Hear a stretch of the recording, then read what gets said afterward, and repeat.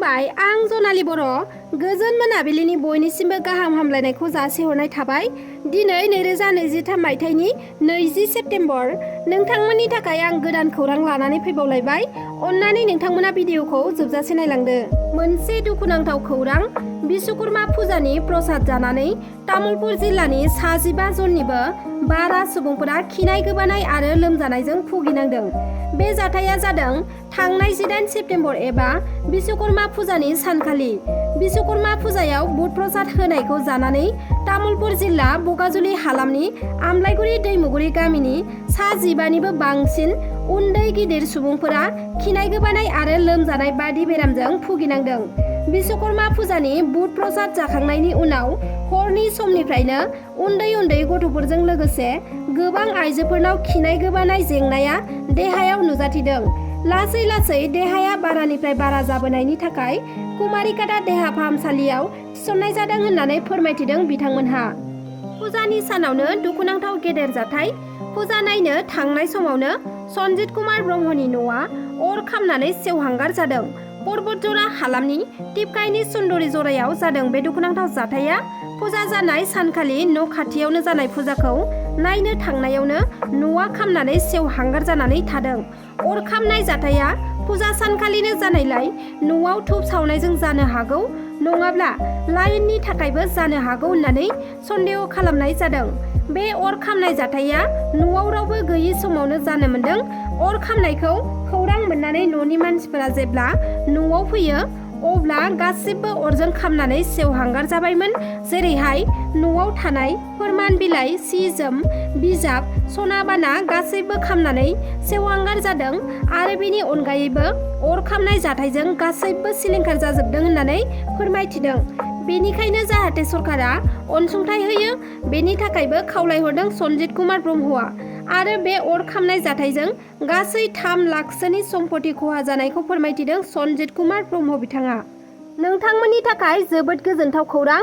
नोंथांमोना बयबो दायो आयुष्मान कार्डखौ न'आव थानानैनो मबाइलनि जोहै बानायना लानो हासिगोन।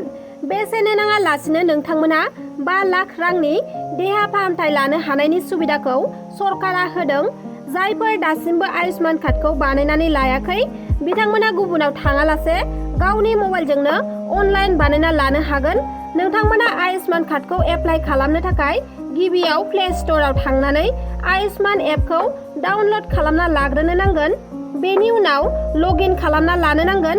लोगोसे नोंथांमोना बेनिफिसारि अपसनाव थुनानै ला। मबाइल नाम्बारखौ एप्लाइ खालामनाय समाव होनो नांगोन जाहाथे नोंथांमोननि मबाइलाव OTP फैयो।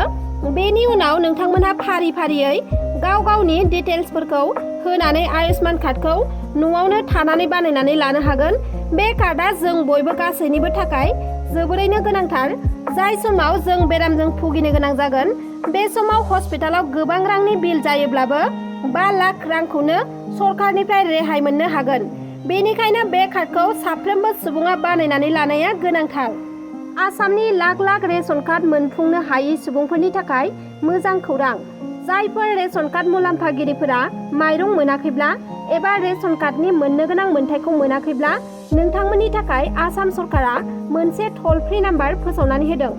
आरो बे टल फ्रि नाम्बारनि गेजेरजों नोंथांमोना मोनफुंनो हायै रेशनखौ एबा कार्डफोरखौ मोननो हागोन। रायजोनि गुबुन गुबुन जिल्लाफोराव आसाम सरकारा टल फ्रि नाम्बार फोसावनानै होदों। बेनि अनगायैबो जाय बिथांमोनहा रेशन कार्ड मोननो हायाखै बिथांमोननि थाखायबो मोनसे मोजां खौरां। रायजोनि 40 लाख मुलाम्फागिरिफोरनो आसाम सरकारा बे समाव रेशन कार्ड होनो थांगासिनो।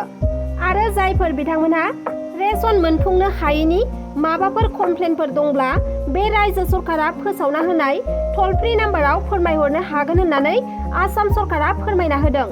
आरो नोंथांमोननि जेंनाफोरखौ लोगो लोगोनो सुस्रांना होनो थाखाय खोथा होदों। रायजो सरकारा टल फ्रि नाम्बारखौ गुबुन गुबुन जिल्लायाव गुबुन गुबुन फोसावनानै होदों।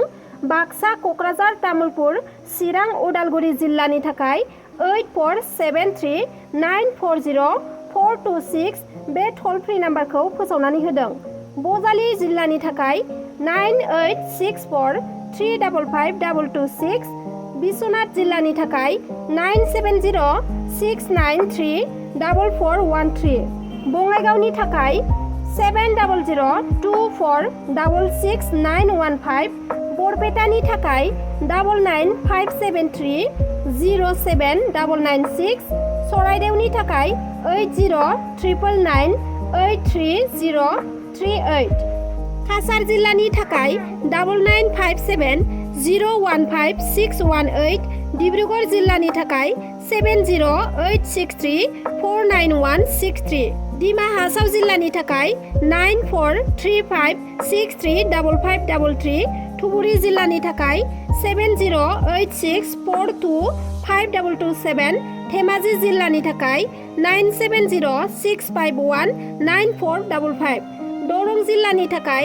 9101040208 गवालपारा जिल्लानि थाखाय 8957609119 गलाघाट जिल्लानि थाखाय 7896256196 हाइलाकान्दी जिल्लानि थाखाय 8471877340 बजाइ जिल्लानि थाखाय 9435054707 जरहाट जिल्लानि थाखाय 9954302968 कार्बि आंलं जिल्लानि थाखाय 9101268972 कामरुप जिल्लानि थाखाय 9864351874 करिमगंज जिल्लानि थाखाय 9401157755 माजुलि जिल्लानि थाखाय 9435011001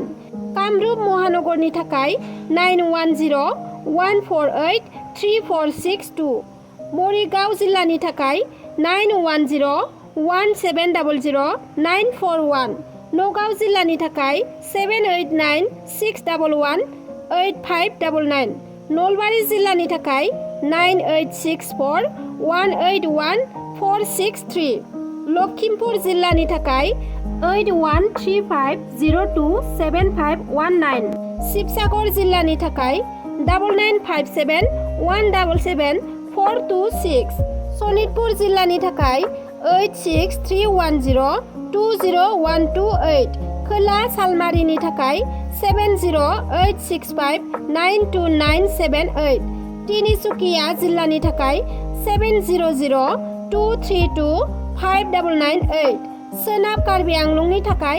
9101268972 फोनांजाब राहानि थाखाय टल फ्रि नाम्बारा 180034536611 नाम्बाराव कल खालामनो हागोन। दिनैनि खौराङा बेखिनियानोमोन। आसा खालामबाय नोंथांमोना आंनि खौरांखौ नायनानै मोजां मोनबाय। जुदि नोंथांमोना आंनि चेनेलखौ साबस्क्राइब खालामाखैब्ला अन्नानै साबस्क्राइब खालामनानै लादो। लोगोसे लाइक शेयार कमेन्ट खालामनो दाबाव। एसेनोसै, गोजोन्थों।